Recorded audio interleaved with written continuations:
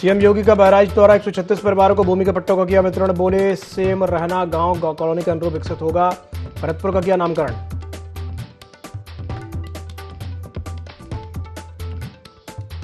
सरकार का खेलों को बढ़ावा देने पर फोकस, सीएम योगी का बड़ा ऐलान। रानी लक्ष्मीबाई और लक्ष्मण पुरस्कार की राशि में की बढ़ोतरी, अब 3 लाख की जगह दिए जाएंगे 10 लाख रुपए।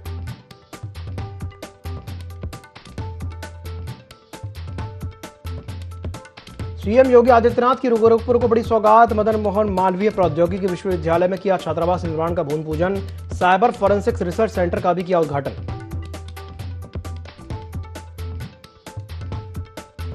सोनभद्र में सड़क हादसा, 2 बाइकों की टक्कर, 3 लोगों की मौत, 2 की हालत गंभीर। कर्मा थाना क्षेत्र के करकी गांव में हुआ हादसा।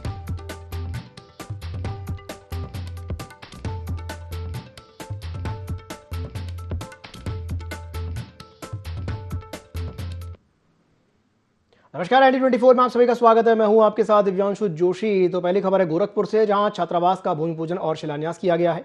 मुख्यमंत्री योगी आदित्यनाथ ने वहां पर शिरकत की है। पावर ग्रिड कॉर्पोरेशन के CSR फंड से इसका निर्माण होगा। मदन मोहन मालवीय प्रौद्योगिकी विश्वविद्यालय में छात्रावास बनेगा।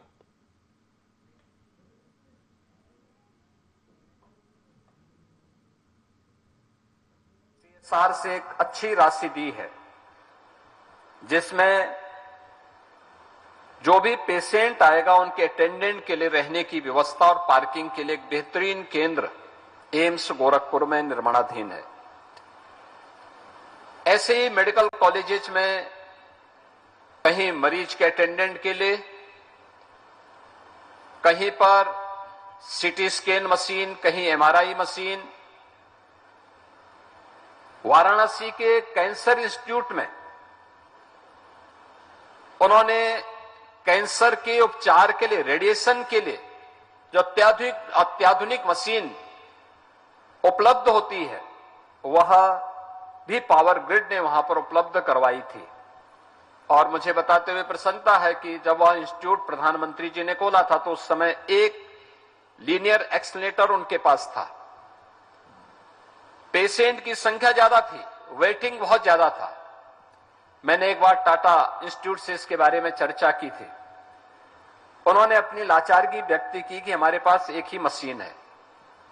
तो मैंने उस समय मुख्यमंत्री राहत कोष से उन्हें 26 करोड़ रुपए उपलब्ध करवाए थे। उन्होंने दूसरी मशीन ली और मुझे आज सुन करके, देख करके भी अच्छा लगा, क्योंकि लोकार्पण कार्यक्रम में मैं स्वयं वाराणसी में था। प्रधानमंत्री जी के कर कमलों से जब वो कार्यक्रम संपन्न हुआ, अब तीसरी मशीन वहां पर पावर ग्रिड ने भी उपलब्ध करवा दी है, जो वेटिंग को न्यूनतम लाने में सफलता प्राप्त करेगी, हर व्यक्ति को व्यापक राहत उपलब्ध करवाएगी। वास्तव में बेटी सुरक्षित हो, उसका सम्मान हो और स्वावलंबन के पथ पर वह अग्रसर होकर के नए भारत के निर्माण में अपनी भूमिका का निर्वहन प्रभावी ढंग से कर सके, इस दृष्टि से उस प्रकार की सुविधाएं आज की आवश्यकता है। आप याद करिए, आज हॉस्टल बन रहे हैं। हर बड़े महानगर में हम कामकाजी महिलाओं के लिए श्रमजीवी हॉस्टल का निर्माण भी कर रहे हैं। कामकाजी महिलाओं। बहराइच में वनग्राम भरतापुर के विस्थापन को लेकर के बड़ा कदम उठाया गया है, जहां मुख्यमंत्री योगी आदित्यनाथ ने नई बसाई जा रही कॉलोनी का नाम भरतपुर रखने की घोषणा की है। इस दौरान 136 परिवारों को आवास और भूमि आवंटन पत्र के चेक वितरित किए गए, जबकि 10 महिलाओं को मंच पर खुद मुख्यमंत्री ने दस्तावेज सौंपे। सीएम ने बताया कि अक्टूबर 2025 में सरयू नदी में हुए नाव हादसे में 9 लोगों की मौत ने उन्हें झकझोर दिया था। क्षेत्र में मगरमच्छ और घड़ियालों के खतरे को देखते हुए गांव को सुरक्षित स्थान सेमरहना में बसाया जा रहा है। नई कॉलोनी के निर्माण के लिए 21 करोड़ 55 लाख रुपए जारी किए गए। ग्रामीणों ने इस पहल पर खुशी जताते हुए मुख्यमंत्री का आभार व्यक्त किया।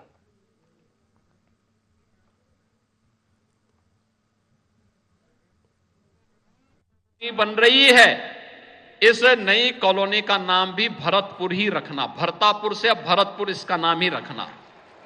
ग्राम पंचायत वही रहे, लेकिन वहां पर इसका नाम भरतपुर रहे, क्योंकि भगवान राम के जन्मदिन के एक दिन पहले जब भगवान राम 14 वर्ष के वनवास के बाद अयोध्या वापस आए थे।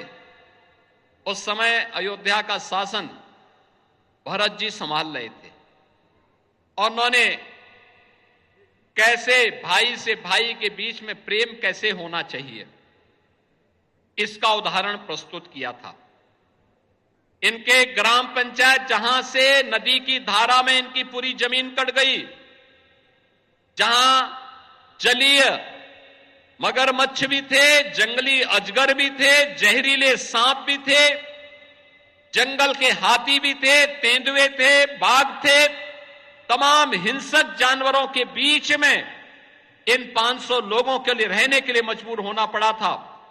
अब उनको इस गांव में यहां पर ग्राम सेमरहना ने अपने यहां जमीन उपलब्ध करवाई है, तो यहां आएंगे। भरतपुर का ये कॉलोनी अलग से एक टोला होगा, तो सेमरहना के गांव के लोगों के साथ इनका भाई जैसा संबंध होना चाहिए।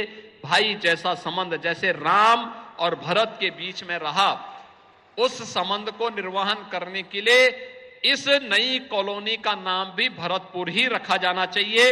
और भरतपुर के नाम पर इन सभी परिवारों को हम लोगों ने आज 748 वर्ग फुट प्रत्येक परिवार को जमीन का पट्टा उपलब्ध करवाया गया है और उसमें इनके लिए आवास की व्यवस्था के साथ ही वहां पर इनके लिए वहां पर एक एक आवास मुख्यमंत्री आवास योजना से स्वीकृत किया गया है। बहराइच मैं एक बार बहुत पहले आया था, आज से लगभग 12 वर्ष पहले मुझे लखनऊ से बहराइच पहुंचने में 2 घंटे लगे थे। अब वर्तमान में 2 लेन की कनेक्टिविटी है, लगभग 1.25 घंटे लगते हैं और अब ये 4 लेन की होने जा रही सड़क बहराइच से लेकर के बाराबंकी और लखनऊ तक। बहराइच वासियों का के जीवन में ये सभी कुछ इसी प्रकार से मंगलमय होता रहे, उनका जीवन उज्जवलमय हो, सुरक्षित हो, खुशहाल हो, इस विश्वास के साथ आप सबको वासंती नवरात्रि और रामनवमी की भी मैं मंगल में शुभकामनाएं देते हुए अपनी वाणी को विराम देता हूं। धन्यवाद। जय हिंद। लखनऊ से जुड़े एक महत्वपूर्ण मामले में 13 वर्षों से कोमा में रह रहे 31 साल के हरीश राणा का दिल्ली के एम्स में निधन हो गया। उन्होंने मंगलवार शाम को करीब 4:10 पर अंतिम सांस ली। हरीश राणा पैसिव यूथेनेशिया यानी कि इच्छा मृत्यु से जुड़े चर्चित मामले में शामिल थे और उन्हें सुप्रीम कोर्ट से अनुमति मिली थी। वे लंबे समय से एम्स के ऑन्कोलॉजी यूनिट में भर्ती थे और डॉक्टरों की निगरानी में इलाज चल रहा था। इस मामले में उत्तर प्रदेश के मुख्यमंत्री योगी आदित्यनाथ ने परिवार की मदद करते हुए 16 लाख रुपए की आर्थिक सहायता, एक सरकारी नौकरी और दुकान भी उपलब्ध कराई थी।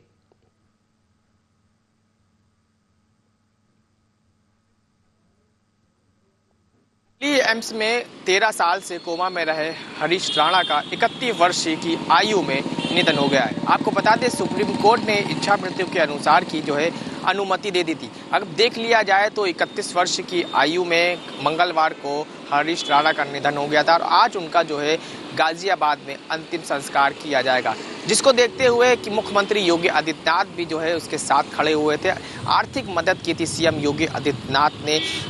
अगर देख लिया जाए तो सीएम योगी आदित्यनाथ ने हरीश राणा के परिवार वालों के साथ एक आर्थिक मदद के लिए खड़े हुए थे। उन्होंने करीबन 16 लाख रुपए की मदद के साथ साथ सरकारी नौकरी और एक दुकान भी दी थी, जिसको देखते हुए हरीश राणा आज 31 वर्ष की आयु में उनका निधन हो गया है। दिल्ली एम्स के अस्पताल में उनका इलाज चल रहा था, जिसको देखते हुए पिछले 13 साल से वो कोमा में थे और उनका इलाज दिल्ली एम्स में चल रहा था। मिली जानकारी के अनुसार आपको बता दें, हरीश राणा ने मंगलवार शाम 4:30 बजे अंतिम सांस ली थी। वे एम्स ऑन्कोलॉजी यूनिट में भर्ती थे और डॉक्टरों ने टीम थी, डॉक्टरों की टीम उन पर लगातार नजर बनाए हुए रखी थी। हरीश राणा 11 मार्च को सुप्रीम कोर्ट ऑफ इंडिया ने पैसिव यूथेनेशिया की अनुमति दी थी। ये देश का पहला मामला ऐसा बताया जा रहा है जिसमें एक मरीज को अदालत से औपचारिक रूप से इच्छा मृत्यु की मंजूरी मिली थी। कैमरा पर्सन संदीप चौहान के साथ नदीम खान, लखनऊ। उत्तर प्रदेश में पेट्रोल, डीजल और एलपीजी की सुचारू आपूर्ति सुनिश्चित करने के लिए योगी आदित्यनाथ सरकार ने कालाबाजारियों के खिलाफ सख्त अभियान चलाया है। 12 मार्च से लेकर के अब तक प्रदेश भर में 12,732 निरीक्षण और छापेमारियां की गई हैं। कार्रवाई के दौरान एलपीजी वितरकों के खिलाफ 25 एफआईआर भी दर्ज की गई हैं, जबकि कालाबाजारी में लिप्त 152 अन्य लोगों पर भी मुकदमे दर्ज हुए हैं। पुलिस ने 16 आरोपियों को गिरफ्तार किया है और 185 व्यक्तियों के खिलाफ अभियोजन की कार्रवाई की गई है। सरकार का यह कहना है कि इस अभियान का उद्देश्य आम जनता को निर्बाध ईंधन आपूर्ति उपलब्ध कराना और अवैध गतिविधियों पर सख्ती से रोक लगाना है।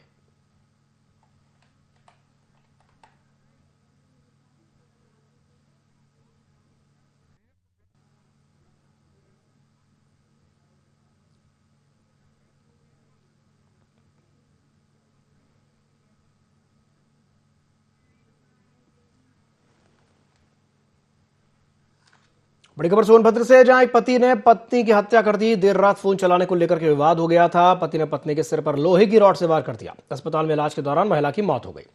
तो आरोपी पुलिस गिरफ्त में है। बीजपुर थाना क्षेत्र के महुआ बारी की यह घटना बताई जा रही है। तो बड़ी खबर आपको बता रहे हैं सोनभद्र से, जहां एक पति ने अपनी पत्नी की हत्या कर दी। देर रात को फोन चलाने को लेकर के दोनों के बीच विवाद हुआ था। पति ने पत्नी के सिर पर लोहे की रॉड से वार कर दिया। अस्पताल में इलाज के दौरान दोनों की मौत हो गई। महिला की मौत हो गई है। पुलिस गिरफ्त में आरोपी है। बीजपुर थाना क्षेत्र के महुआ बारी की यह घटना बताई जा रही है।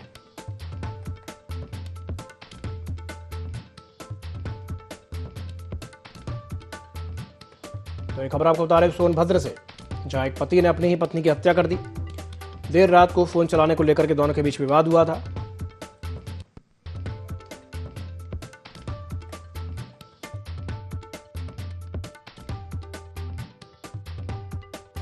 कन्हैया पुत्र केवल राम, जो म्योरपुर थाना अंतर्गत रहता है, वह अपनी पत्नी के साथ, जिनका नाम सुमन देवी है, ससुराल में रहता था तथा किसी बात को लेकर उनके बीच में विवाद हो गया तथा उसने लोहे की रॉड से अपनी पत्नी सुमन देवी के सिर पे मार दिया। घायल पत्नी को पीआरवी द्वारा तत्काल धन्वंतरी अस्पताल एनटीपीसी बीजपुर ले जाया गया, जहां पे इलाज दौरान उनकी मृत्यु हो। मृतका का पोस्टमार्टम आदि कार्रवाई प्रचलित है। अभियुक्त को हिरासत में ले लिया गया है। अन्य वैधानिक कार्रवाई प्रचलित है। मौके पे शांति व्यवस्था कायम है। बड़ी खबर सिद्धार्थनगर से, जहां पेट्रोल पंप पर तेल लेने को लेकर के युवकों में मारपीट हो गई। आपस में युवक भिड़ गए, जिनका वीडियो भी सोशल मीडिया पर वायरल हुआ है। तेल लेने को लेकर के पहले कहासुनी हुई थी और फिर मारपीट हो गई। पेट्रोल पंप पर लोगों की भीड़ लगी रही। एचपी पेट्रोल पंप धौरी कुइयां का यह मामला बताया जा रहा है। तो एक खबर आपको बता रहे हैं उत्तर प्रदेश के सिद्धार्थनगर से, जहां पेट्रोल पंप पर तेल लेने को लेकर के युवकों में मारपीट हुई है और आपस में ही युवक भिड़ गए, जिनका वीडियो भी सोशल मीडिया पर सामने आया है। तेल लेने को लेकर के पहले तो कहासुनी हुई और फिर ये कहासुनी मारपीट में बदल गई। पेट्रोल पंप पर इस दौरान लोगों की भीड़ जमा हो गई। एचपी पेट्रोल पंप धौरी कुइयां का ये मामला बताया जा रहा है। तो मारपीट का जो वीडियो है वो सोशल मीडिया पर वायरल हुआ है। ये खबर आपको बता रहे हैं उत्तर प्रदेश के सिद्धार्थनगर से।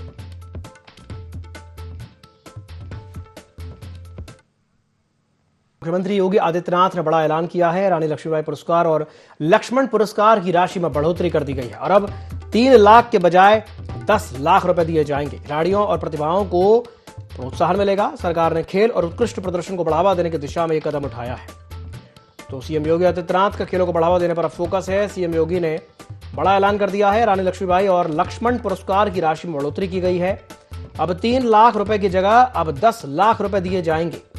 तो रानी लक्ष्मीबाई और लक्ष्मण पुरस्कार की जो राशि है उसको बढ़ा दिया गया है। सरकार खेलों को बढ़ावा देने के उद्देश्य से यह कदम उठाने जा रही है। बड़ा ऐलान किया है मुख्यमंत्री योगी आदित्यनाथ ने। रानी लक्ष्मीबाई पुरस्कार और लक्ष्मण पुरस्कार की जो राशि है उसको बढ़ा दिया गया है। अब 3 के बजाय 10 लाख रुपए दिए जाएंगे।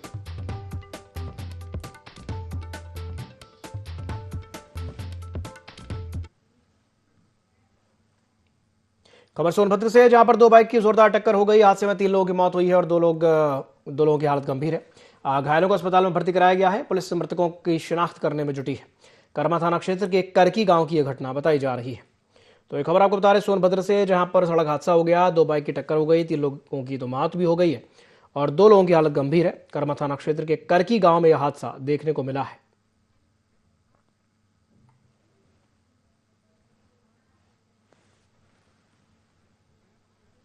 उत्तर प्रदेश में पुलिस लाइन में चल रही 3 दिन की अंतर जनपदीय पुलिस को बास्केटबॉल और हैंडबॉल प्रतियोगिता प्रयागराज जोन का समापन हो गया।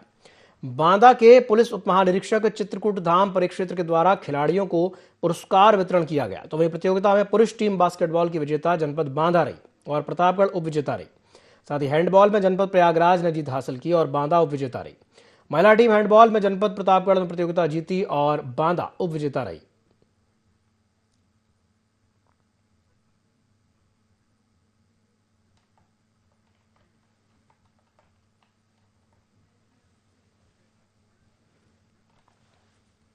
खबर कुशीनगर से है, जहां सरदार वल्लभ भाई पटेल की 150वीं जयंती पर रन फॉर यूनिटी का आयोजन किया गया। रिजर्व पुलिस लाइन में रविंद्रनगर भूस चौराहे तक दौड़ देखने को मिली। पुलिस अधिकारियों और जवानों ने दौड़ में बढ़ चढ़ करके हिस्सा लिया। एक भारत श्रेष्ठ भारत का संदेश दिया गया। मिशन शक्ति के तहत जन जागरूकता रैली भी निकाली गई है। महिलाओं की सुरक्षा, सम्मान और अधिकारों को लेकर के उन्हें जागरूक किया गया। पुरुष और महिला आरक्षियों ने पूरे उत्साह के साथ इसमें भाग लिया और पूरा आयोजन जिले में अब चर्चा का विषय बना हुआ है।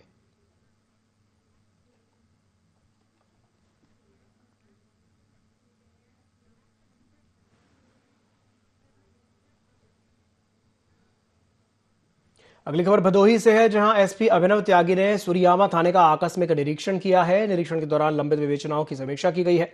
प्रार्थना पत्रों के समयबद्ध निस्तारण के निर्देश दिए गए। थाना कार्यालय के रजिस्टर और अभिलेखों का भी निरीक्षण किया गया। मिशन शक्ति केंद्र और साइबर हेल्प डेस्क का भी निरीक्षण किया गया। महिला अपराध की शिकायतों पर त्वरित कार्रवाई के निर्देश दिए गए हैं। थाने में साफ पेयजल और साफ सफाई की व्यवस्था के निर्देश दिए गए हैं। मगर पुलिस कर्मियों को अच्छा टर्नआउट रखने के लिए कहा गया है।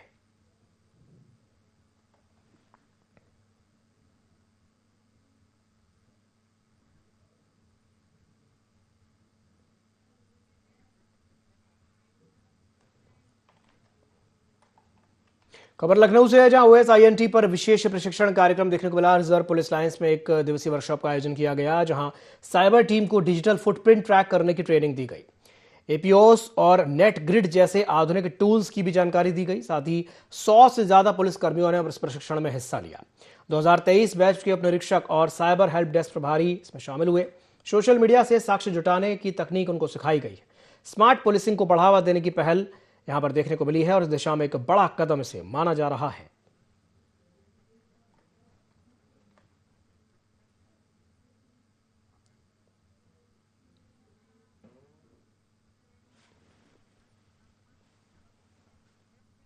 यूपी के मेरठ में ईद मिलन कार्यक्रम में भड़काऊ बयान देने वाले AIMIM के प्रदेश अध्यक्ष शौकत अली का एक वीडियो सोशल मीडिया पर काफी तेजी से वायरल हो रहा है। तो वहीं मेरठ पुलिस ने वायरल वीडियो का संज्ञान लेते हुए शौकत अली के बयान पर बड़ी कार्रवाई करते हुए साथ ही साथ 6 अज्ञात लोगों के खिलाफ मुकदमा दर्ज कर लिया है। और AIMIM के वेस्ट यूपी अध्यक्ष महताब चौहान, महानगर के अध्यक्ष इमरान अंसारी और महानगर सचिव रजी सिद्दीकी को गिरफ्तार कर लिया। हालांकि आरोपियों की तलाश में पुलिस टीमें अभी भी लगी हुई हैं।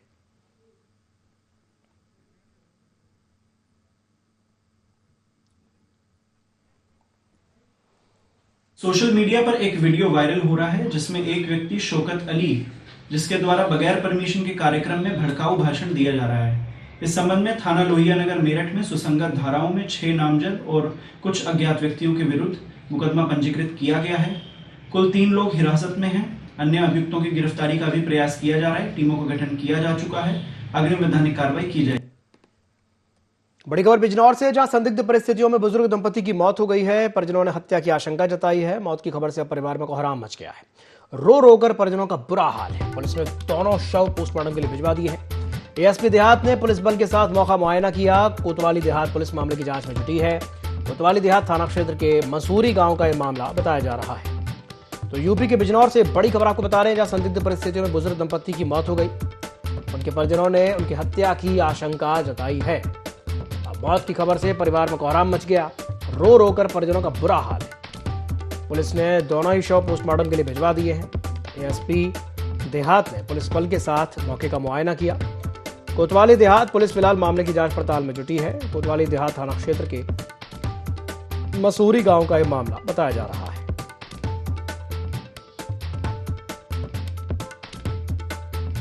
एक बुजुर्ग जिनकी उम्र करीब 70 से 75 साल के बीच और एक महिला, उनकी भी उम्र इसी दरमियान है, संदिग्ध परिस्थितियों में मौत हुई है। इस सूचना पे तत्काल SHO कोतवाली देहात, CO साहब और FSL वगैरह की टीम आई है। घर से लगा हुआ एक ट्रांसफार्मर है। ट्रांसफार्मर से कल एक आधे किलो के लगभग का एक टुकड़ा जो हमारे बुजुर्ग हैं उनके सर पे गिरा और उससे उनकी संभावित मौत हुई है। उसी सदमे में संभावित तौर पे जो महिला हैं, जो उनकी पत्नी हैं, उनकी भी मौत हुई है। गांव वालों को जब जानकारी हुई, उन्होंने पुलिस को सूचना दी और इस पूरे प्रकरण की हम लोग विधिवत जांच कर रहे हैं। एक तहरीर भी आज प्राप्त हुई है जिसमें हत्या की संभावित आशंका व्यक्त की गई है। हम पोस्टमार्टम करा।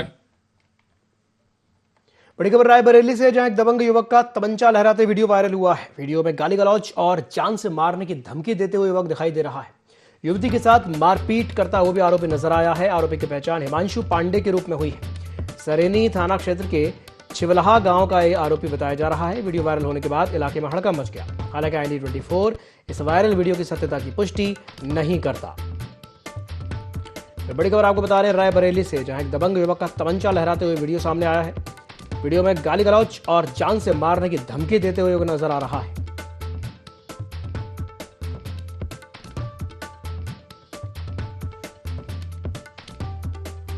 शाहबाद में सहायक पुलिस अधीक्षक आलोक राज नारायण के प्रयास से उत्तर प्रदेश उद्योग व्यापार मंडल और DCM श्रीराम चीनी मिल के सहयोग से फरियादियों के लिए नया प्रतीक्षालय निर्मित किया गया। इस प्रतीक्षालय का उद्घाटन पुलिस अधीक्षक अशोक कुमार मीणा ने किया। उद्घाटन के दौरान पुलिस अधीक्षक ने व्यापार मंडल की सराहना की और जिलाध्यक्ष विमलेश दीक्षित के द्वारा उठाई गई समस्याओं के शीघ्र समाधान और सुरक्षा व्यवस्था में सुधार का आश्वासन दिया। कोतवाल शाहबाद अरविंद कुमार साय ने भी कार्यक्रम में हिस्सा लिया और व्यापारियों की समस्याओं के निस्तारण और सुरक्षा के लिए हमेशा तत्पर रहने का आश्वासन दिया।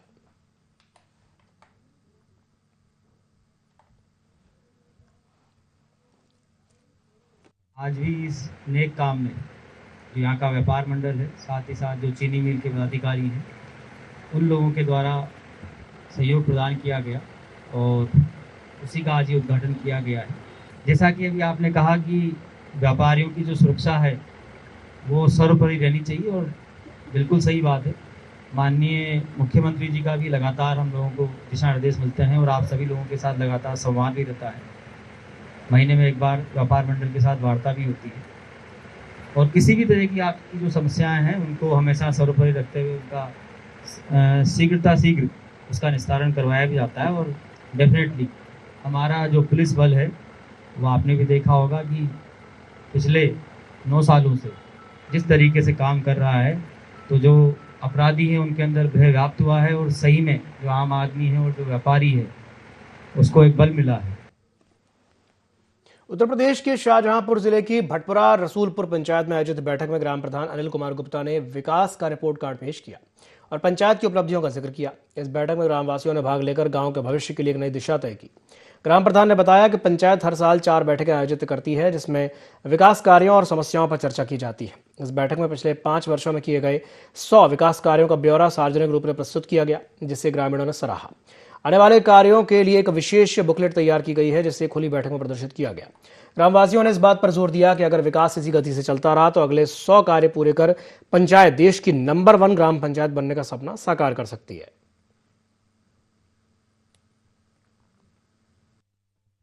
हमारी ग्राम पंचायत वर्ष में 4 बार पंचायत की बैठक करती है, जिसको लेकर इस 2025-26 सत्र की यह 4थी बैठक है और इसमें सभी ग्रामवासियों के बीच जो कार्य हुए हैं उन पर चर्चा हुई और जो आगे होने हैं उन पर भी चर्चा हुई और हमारा कार्यकाल भी कंप्लीट होने जा रहा है। तो पूरे 5 वर्षों में हमारी ग्राम पंचायत ने पूरे 100 कार्य कराए हैं, जो आज एक हमारी जो बुकलेट है उसके माध्यम से हमने ग्रामवासियों को ये बुकलेट बनवा के दी है। 100 कार्य जो हो गए हैं इसका पूरा विवरण इस बुकलेट में है और अब जो ग्राम पंचायत में आगे के कार्य होने हैं, जो अभी कार्य रह गया है, उसकी भी पूरी विस्तृत रूप से चर्चा इस बुकलेट में की गई है। और इसके साथ साथ यह बुकलेट सभी ग्रामवासियों के बीच बैठकर ही बनाई गई और इसमें जो भी मांग है ये सब ग्रामवासियों की ही हैं। इसी के साथ बुलेटिन में फिलहाल के लिए इतना ही। दीजिए इजाजत। नमस्कार।